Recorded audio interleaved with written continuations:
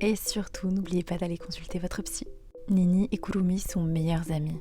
Mais pourtant, malgré cette amitié, Nini a toujours été extrêmement envieuse de la beauté de Kurumi, du moins jusqu'à cet accident.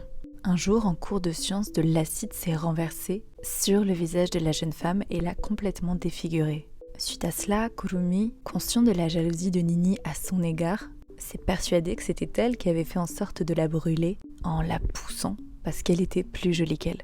Alors évidemment, Nini a tout mis en bloc, mais c'était trop tard. Kurumi avait déjà décidé de faire sa vie un enfer. Ainsi, à partir de là, elle s'est mise à la martyriser et à la coller dès qu'elle en avait l'occasion, l'empêchant ainsi de se faire de nouvelles copines ou même un petit ami. En effet, quand Nini est tombée amoureuse d'un beau garçon de son lycée, il a été découvert sans vie quelques jours plus tard. À ce stade, la pauvre Nini était complètement dépassée par les événements, ne sachant absolument pas comment se sortir de toute cette situation.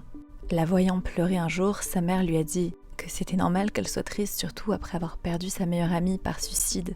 Attendez, quoi ? Oui, à ce moment-là, tout est revenu dans la tête de Nini. Laissez-moi vous expliquer.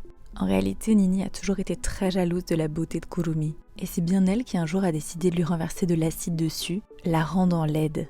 Lorsque Kurumi l'a confrontée à ce sujet, Nini l'a poussée d'un pont avant de s'enfuir, faisant passer son geste pour un suicide. Comme Nini n'a jamais réussi à accepter la situation dans sa tête, elle s'est mise à agir comme Kurumi, la faisant penser qu'elle était encore là. Mais en réalité, depuis ce moment-là, elle se parlait à elle-même.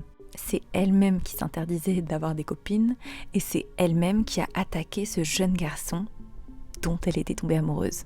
D'ailleurs, ne supportant pas de faire face à la réalité sortant de la bouche de sa mère, Nini a décidé de faire comme si de rien n'était en continuant à vivre sa vie, en l'attaquant à son tour. C'est quel genre de malade mental ça ? Abonne-toi pour plus d'histoires.